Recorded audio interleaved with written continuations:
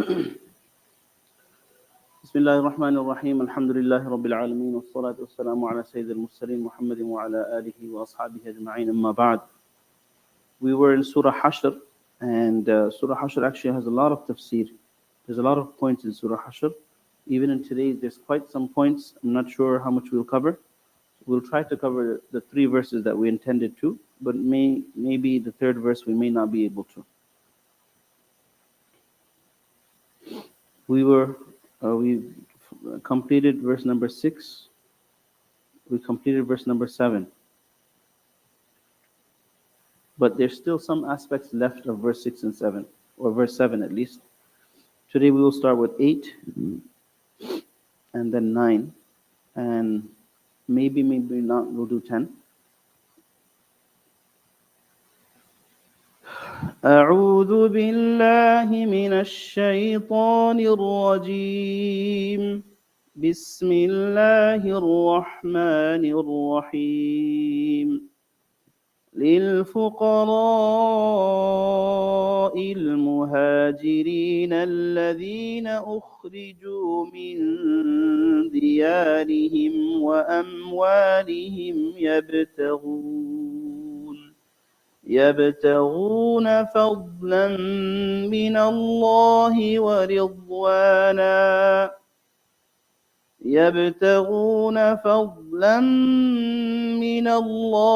ورضوانا وينصرون الله ورسوله أولئك هم الصادقون. والذين تبوأوا الدار والإيمان من قبلهم يحبون من هاجر إليهم ولا يجدون في صدورهم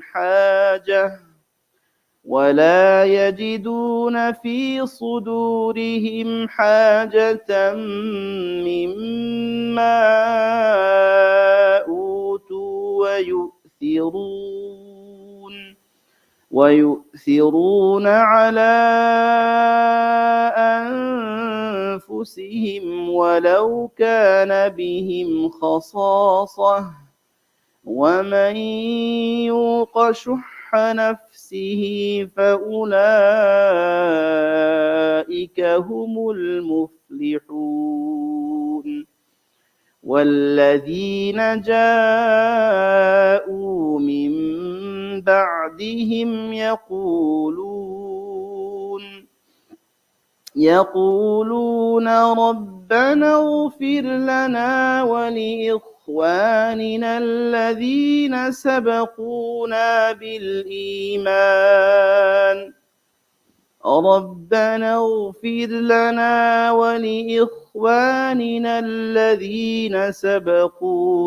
بالإيمان ولا تجعل في قلوبنا غلا للذين آمنوا ربنا إنك رؤوف رحيم. صدق الله العظيم. In the beginning verses of Surah Hashr, first we spoke of Allah subhanahu wa ta'ala spoke about when He took out the non-believers, specifically the Jews, from their homes and to gather, in other words, to go back to where they had originally come from. And they thought they were fortified and they would remain in Medina.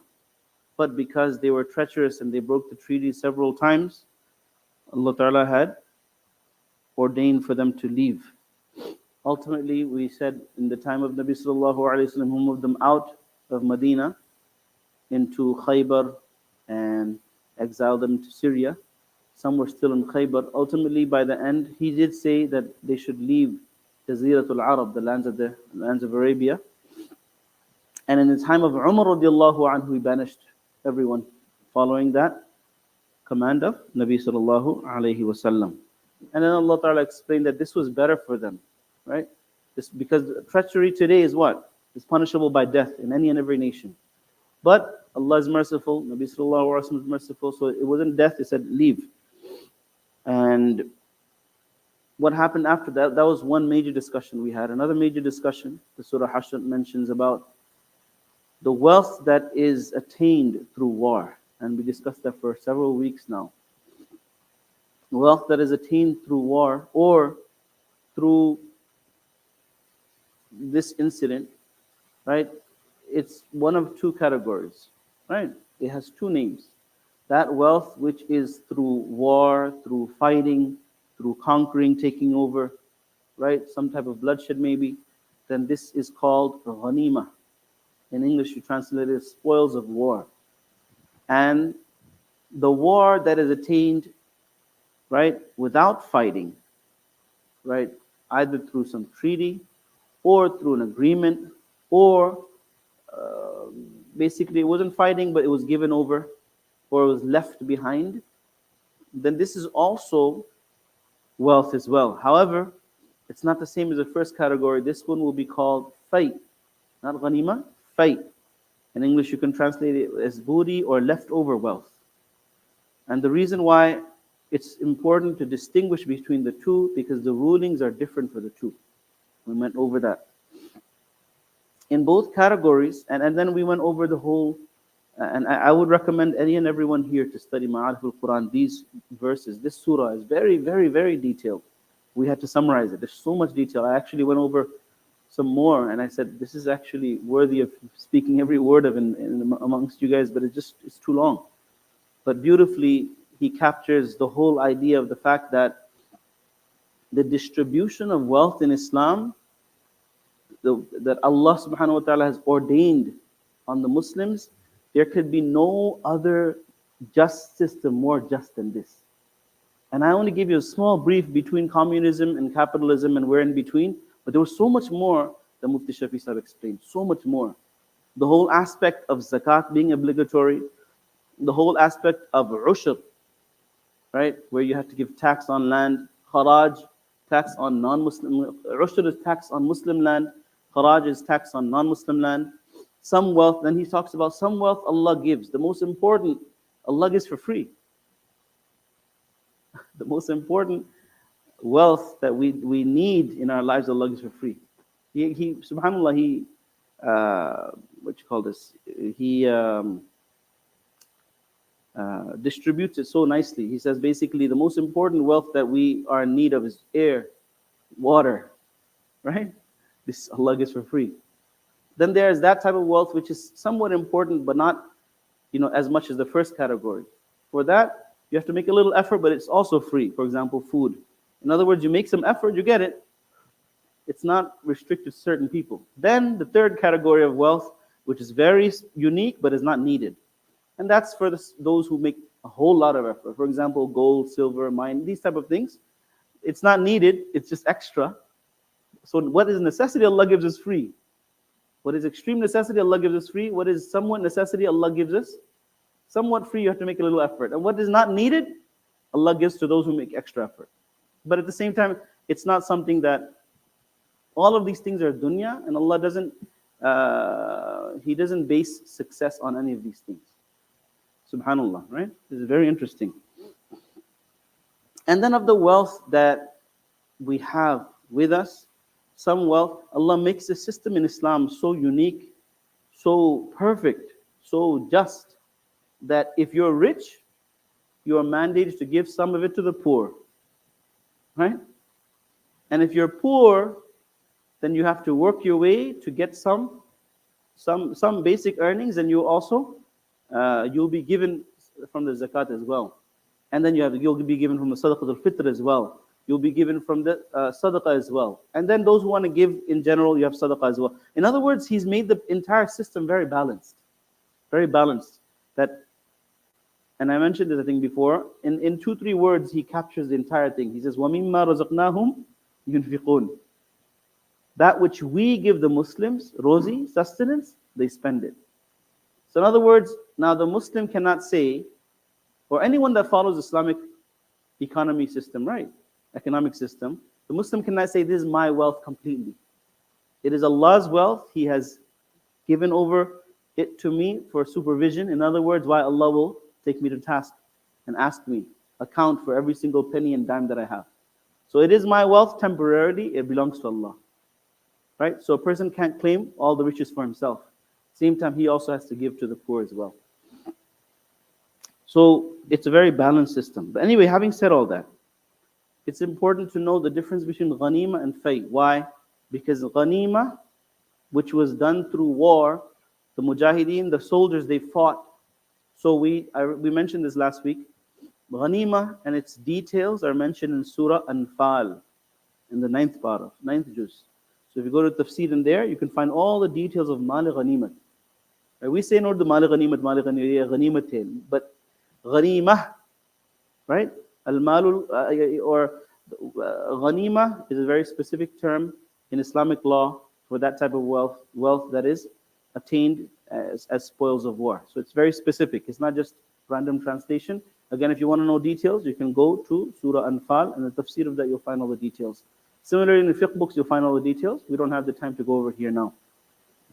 But the uniqueness and speciality of Mali Ghanimat, as mentioned before in the past two sessions we had, is that out of the you'll divide into 5 categories. 4 of the 5th will go to the mujahideen who fought, the soldiers who fought. They will receive it because of their partake in the war. And the 1/5 will be divided into 5 portions.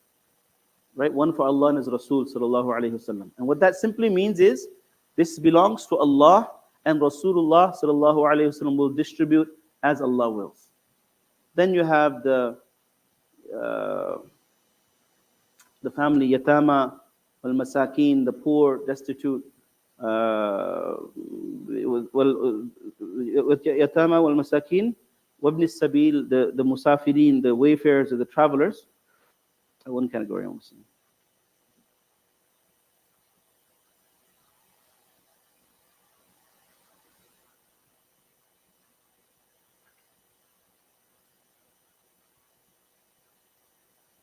So, lillahi wa rasul, rizul qurba wal yatama wal masakin wa bin sabil. I did mention all of them.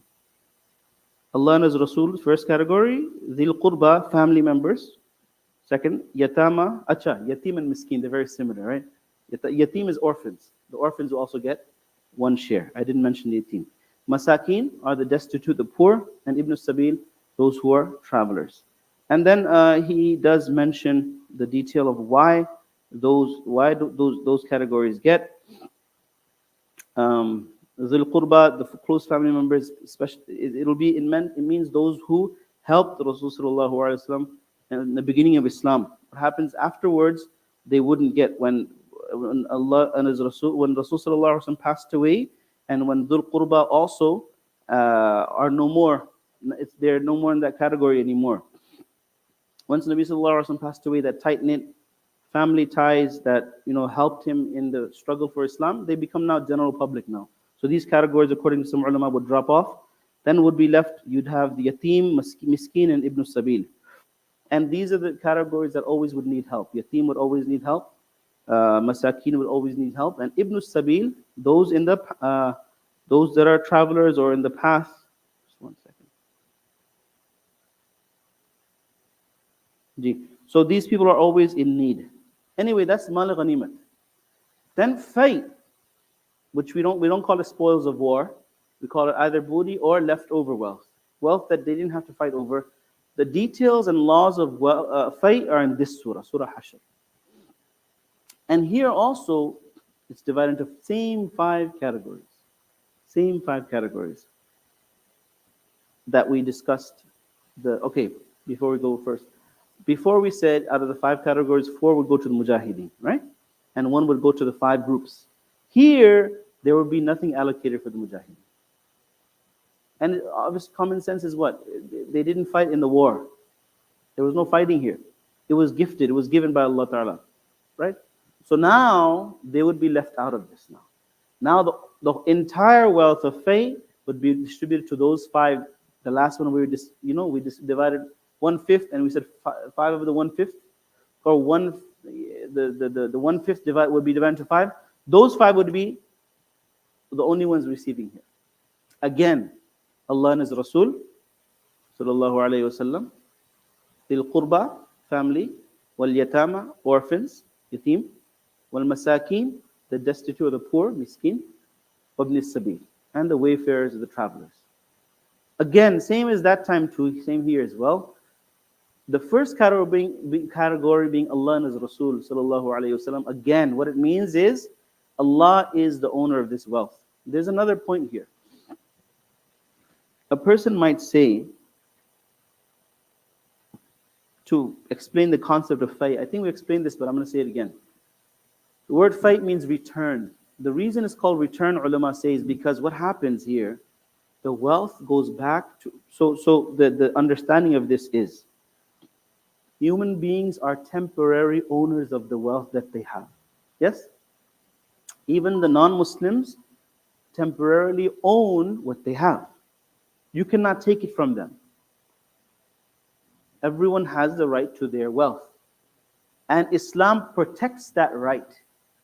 Islam protects the right of a person, his wealth, his honor, and his wealth, his honor, and his life. These are 3 guaranteed protections that Sharia, Islamic law, bestows on a person. Even if any country in the world that adopts Islamic law, Sharia, then each and every single citizen of that country, these 3 aspects of their life will be protected. Number 1, their life. Number 2, their wealth. And number 3, their honor. If anyone usurps that right or does anything in regards to these things, they will be penalized.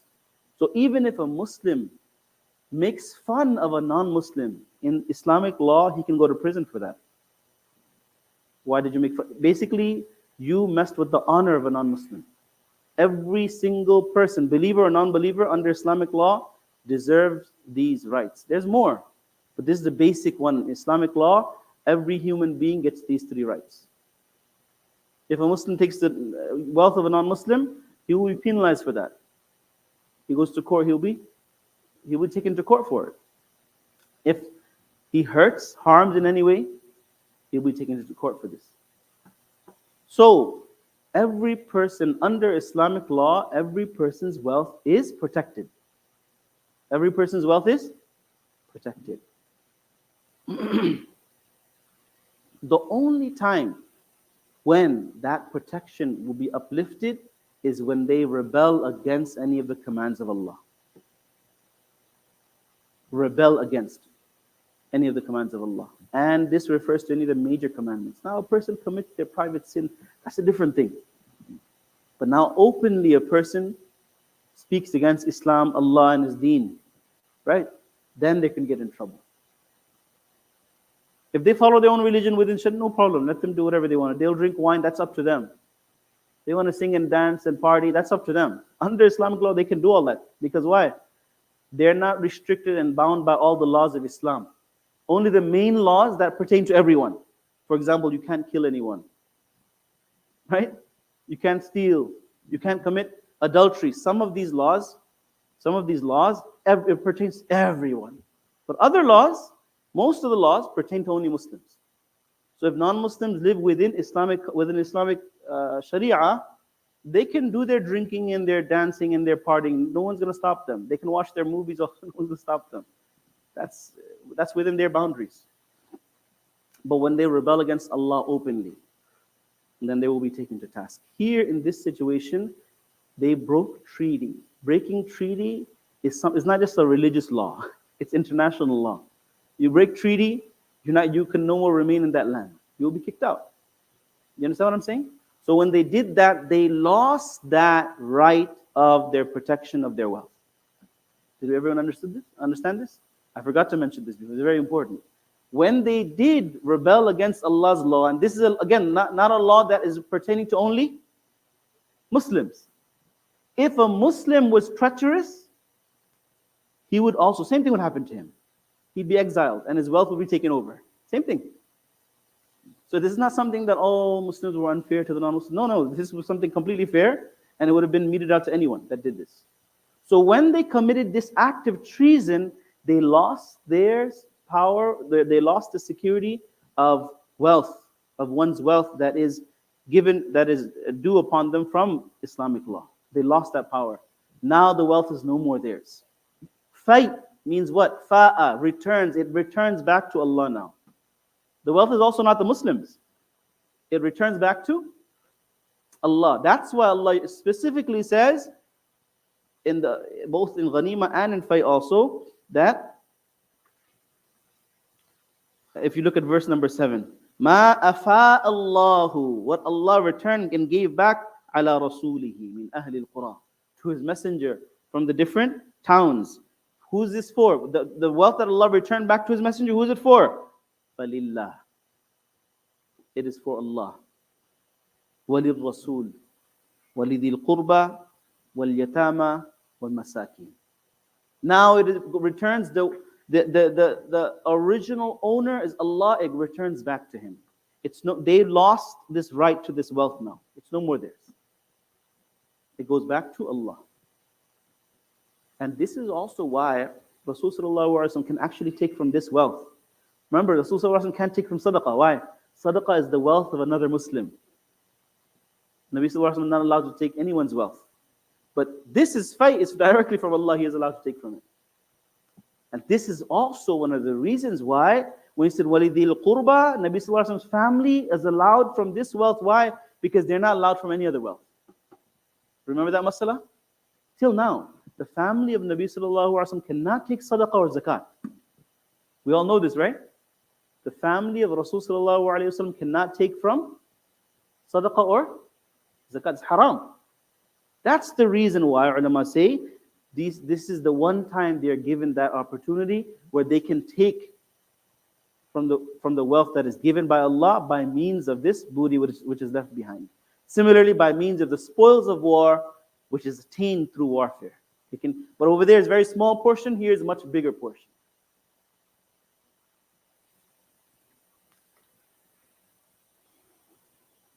I hope everyone understood that. I think it was a very important point.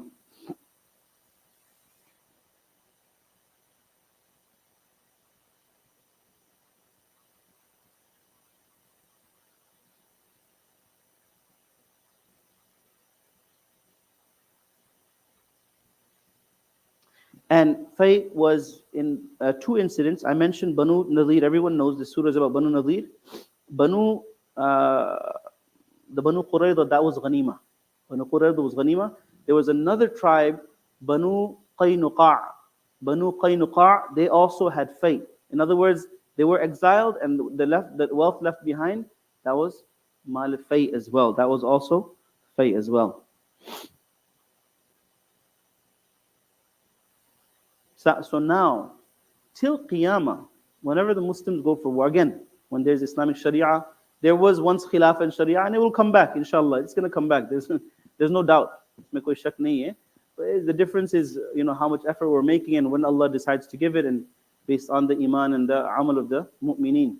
Allah Ta'ala says in the Quran, لَيَسْتَخْلِفَنَّكُمْ كَمَا اسْتَخْلَفَ الَّذِينَ مِنْ قَبْلِكُمْ. Allah will give khilafah to those who believe and do good deeds. In other words, those who come upon the proper aqidah and amal salih according to Sharia. When the Muslims in general will come upon this, Allah will give khilafah. لَيَسْتَخْلِفَنَّكُمْ. He will give you khilafah كَمَا اسْتَخْلَفَ الَّذِينَ مِنْ قَبْلِكُمْ, as He gave the khilafah to the people of the past. So khilafah will return, inshallah. There's no doubt. When it does, when there's Sharia, when a country has Sharia and Sharia law, then Muslims will, again, all of these things will happen again. So whether it's through warfare and mal ghanima comes, or it's through fay and mal fay comes, then again the same distribution to the same categories will apply as well.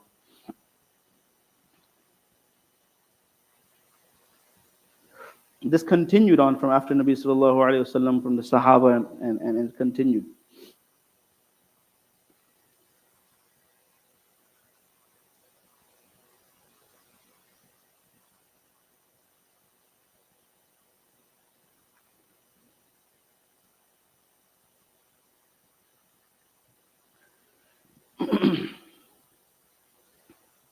Now, coming to today's verses, Allah subhanahu wa ta'ala says, لِلْفُقَرَاءِ الْمُهَاجِرِينَ. When he says lil fuqara, the next verse, وَالَّذِينَ تَبَوَّأُوا, next verse, وَالَّذِينَ جَاءُوا. Allah subhanahu wa ta'ala in these three verses, He actually speaks of who else the fay can be given to. Allah ta'ala expresses three more categories that the fay can be given to. So the first He says, lil fuqara, those fuqara, those destitute or poor, al-muhajirin, muhajirin, those who made hijrah, alladhina ukhriju, who were taken out min diyarihim, from their homes, wa amwalihim, and their wealth. In other words, they had to leave their wealth behind. But why did they do this? يَبْتَغُونَ فَضْلًا مِّنَ اللَّهِ, seeking the grace from Allah subhanahu wa ta'ala, wa ridwana, and His pleasure. وَيَنْصُرُونَ اللَّهَ وَرَسُولَهُ, and helping Allah and His Messenger. أُولَٰئِكَ هُمُ الصَّادِقُونَ, they are the truthful. So here in this entire verse, Allah Ta'ala speaks about the muhajirin. Muhajirin can also take a portion. Take again, they can receive. Instead of take, let's say, they can receive, distributed by Rasul Sallallahu Alaihi Wasallam, or afterwards the khulafa. Right? Second ayat. وَالَّذِينَ تَبَوَّأُوا الدَّارِ. Well, let me just, because I don't know how far we can go. The second ayat speaks about the Ansar. And subhanAllah, Mufti Sahib has given all this detail about the Ansar. That's so important. I feel like we won't be able to do that verse. But if we do, alhamdulillah. So let me now read the verse and translate it. Let's do it if we get there, inshallah. So the second verse, وَالَّذِينَ تَبَوَّأُوا الدَّارِ, is about the Ansar. In other words, the Muhajirin will receive, the Ansar will also receive. وَالَّذِينَ جَاءُوا مِن بَعْدِهِمْ, verse number 10, the third verse, it's about those that come after them on the same way as those before them, Muhajir and Ansar, they will also receive. Right? So the third verse, most likely next week, if we can do these two verses, we will, inshallah. So the first verse, Al-Fuqara Al-Muhajirin. A few things to know about the Muhajirin. We know that the Muhajirin are those who made hijrah, who migrated from Mecca to Medina. So much virtue. Obviously, why? الَّذِينَ أُخْرِجُوا مِنْ دِيَارِهِمْ, they were taken out from their homes, وَأَمْوَالِهِمْ, and their wealth. They had to leave everything behind. Why? The only reason was seeking Allah's pleasure. Because remember, many of them were rich, but they had to leave their wealth behind. Many of them didn't have to move to Medina, but Nabi Sallallahu Alaihi Wasallam gave them the command. It was the command of Allah, we must go. That's why there were some Sahaba that didn't move, because they were fine. There was no persecution for them. They were in the rich class. They were okay. Everything was good. So Nabi Sallallahu Alaihi Wasallam said, the reward that the Muhajirin will get and the stages they are in Jannah, those who are left behind, they will not get this. They will not receive this. They'll be the normal Sahabi. But the rank, we all know, everyone knows, the highest ranking Sahaba are the Ashara Mubashara, the 10 promised Jannah. Right after that are the Badri Sahaba, who participate in Badr. And then after that, Bay'atul Ridwan. And then you have the Muhajirin, all of them. Then you have the Ansar. So they wouldn't even be considered any of these categories. They'd be like the lowest of the low. After Fath Makkah, after Makkah was conquered, anyone that became Sahabi afterwards, no one knows much about. It was those that came before. They received all that high praise and merit in the Quran and the Hadith by Nabi Sallallahu Alaihi Wasallam for generations to come. Even so, those who became Sahaba afterwards, they were Sahabi. In the end of the day, they received special merit by Allah Ta'ala, radiyallahu anhum wa radu an. Allah is pleased with all of them. So all the Sahaba have Allah's guaranteed pleasure. That's there. But of course, among the Sahaba, you had ranks, yes? Anyway, Muhajirin got these ranks. Why? They left. This is the reason why. أُخْرِجُوا مِنْ دِيَارِهِمْ, they were taken out of their homes. وَأَمْوَالِهِمْ, and whatever wealth they had, they had to go. أُخْرِجُوا, taken out, could mean what? They were expelled and exiled. It also meant their iman had taken them out, because imani taqaza, the demand of iman was, you must follow Allah and His Rasul. Nabi Sallallahu Alaihi Wasallam gave this hukum that everyone must migrate. They didn't have to migrate. So by the command of Islam, iman, Allah and His Rasul, they left. So that's the meaning of they were taken out. Ukhriju. So not necessarily that everyone was exiled. Seeking what? Fadlan min Allah. Allah's grace, wa ridwan, and His pleasure. So ulama just say, fadl generally is used for dunya, and ridwan is used for akhirah. So this is like a hidden indication that they did seek dunyawi, obviously dunyawi benefits as well. And this just simply meant that what was necessary, they seek that from Allah too. So, and ridwan is akhirah, of course they seek the akhirah as well. So one attribute was that, another point to mention, when Allah Ta'ala says, lil fuqara al muhajirin, He's saying the muhajirin are fuqara. Again, we mentioned this, that not all muhajirin were fuqara. But why were they mentioned like this? Because once they left their wealth in Makkah, they no more had any wealth. The wealth that they left behind was no more theirs.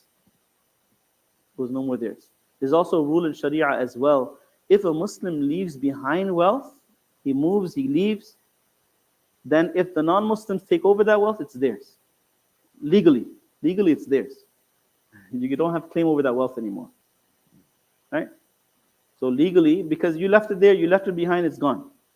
Whatever you took with you, that was yours. So that's why if you do need to leave, then take your wealth with you, right?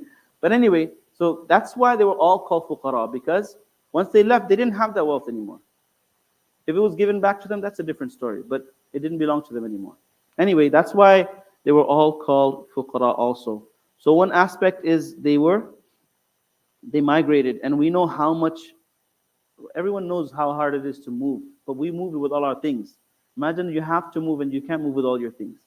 So that's a huge sacrifice. So Allah Ta'ala highlights this. The muhajirin, the first special trait they had was they migrated, they left everything behind. Second special trait they had was يَبْتَغُونَ فَضْلًا. They did it only for Allah's sake, nothing else. They didn't go for dunya. They weren't going to get more dunya on the other side. Right? So it's only and only for Allah's sake. Third trait, وَيَنْصُرُونَ اللَّهَ وَرَسُولَهُ. Anything Allah and His Rasul said, they were ready. And fourth trait, أُولَٰئِكَ هُمُ الصَّادِقُونَ. They were most truthful. They were most truthful. So these are traits that we should try to implement in our life as well. One very important point of truthful, the word truthful. Any person, so Allah, who declares them truthful? Allah Ta'ala. Anyone who declares them to be liars has rejected the Quran.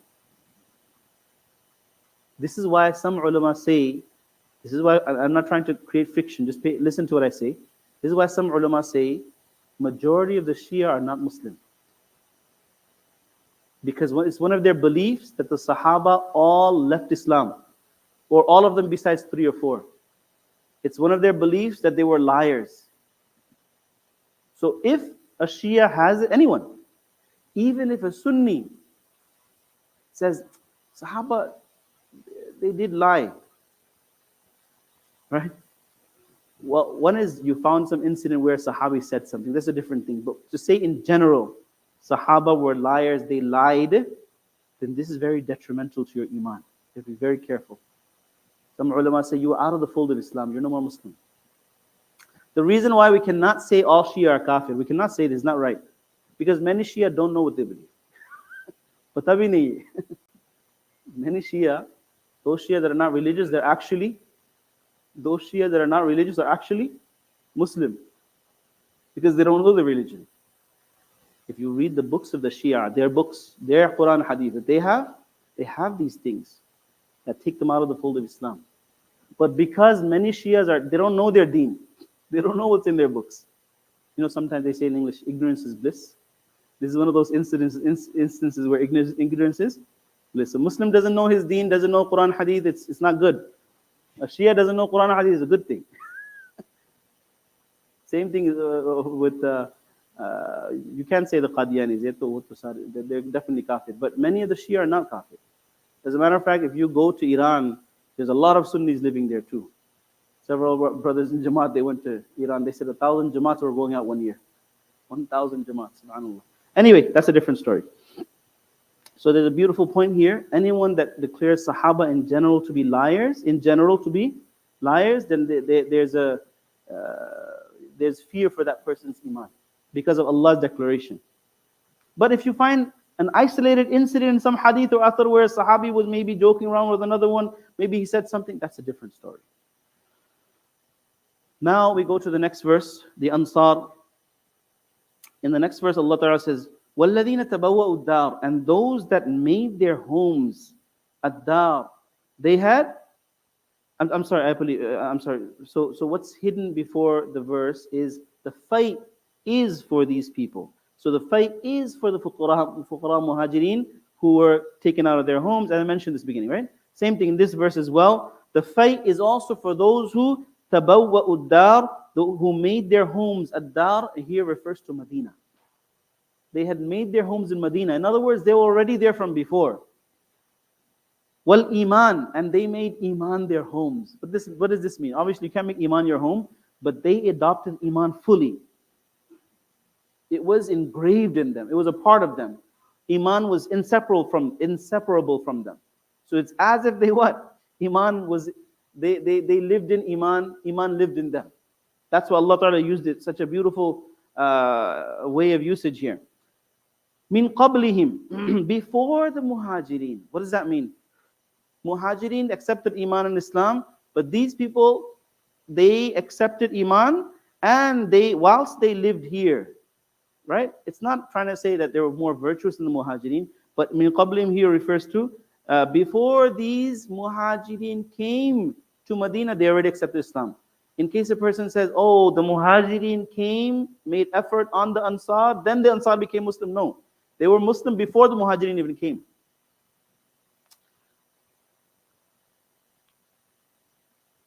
And then Allah Ta'ala describes them separately. Yuhibbuna. So number one was they made Iman and Medina their home, number one. Number two, there's a very special, we're going to go over some of these points. Number two, Yuhibbuna man hajara ilayhim. They love those who made hijrah to them. Yuhibbuna man hajara ilayhim. Number three, وَلَا يَجِدُونَ فِي صُدُورِهِمْ حَاجَةً. They do not find in their hearts haja, any need, mimma utu, for that which the muhajirin were given. We're going to get to this. They did not find any need in their heart for what the muhajirin were given. Number four, وَيُؤْثِرُونَ عَلَىٰ أَنفُسِهِمْ, and they would give tarjih. Tarjih ko kya kehte hain? They would give preference. Tarjih. They would give preference above themselves. يُؤْثِرُونَ عَلَىٰ أَنفُسِهِمْ. They would give preference above themselves. وَلَوْ كَانَ بِهِمْ خَصَاصَةً, even when they would be in need. Allahu Akbar. This is Allahu Akbar. This is going to take very long. I see it's already 9:08. We're going to stop here because each of these points you can give whole bayans on. Wallahi, I started going over the story. I said we cannot skip any of these stories. Amazing stories. And then the fifth one, and we won't say fifth one. This is in general. وَمَنْ يُوقَ شُحَّ نَفْسِهِ, the one who protects himself from the greed of himself, from the greed of his ego. Right? The greed of his ego. Shuhha nafsihi. The one who protects himself from the greed of his ego. Ulaika fa'ulaika humul muflihun. They're the true successful ones. They are the ones that are successful. Allah Ta'ala describes the Ansar with these traits. 4 or 5 traits. Each trait is very unique to them. And only when we hear a few stories of how each of these traits applied to them, then we can fully understand the verse, fully implement the verse, and actually take lesson from it. That's why I don't want to rush it. This verse is going to take a little bit of time. Inshallah, next week we will continue with several stories of how they did what they did, inshallah. Similarly, the next verse also, we have some very important points. So inshallah, if Allah wills, next week, verse number 9, verse number 10, we'll go over. Inshallah, jazakumullah khair. Subhanallah wa bihamdihi, subhanakallahum bihamdika, nashhadu an la ilaha illa anta, nastaghfiruka wa natubu ilayk. Wa akhiru da'wana alhamdulillahi rabbil alameen. Jazakumullah khair. If you have any questions, you can ask. And inshallah, there's samosa and chai ready. Inshallah. Assalamu alaikum wa rahmatullahi wa barakatuh.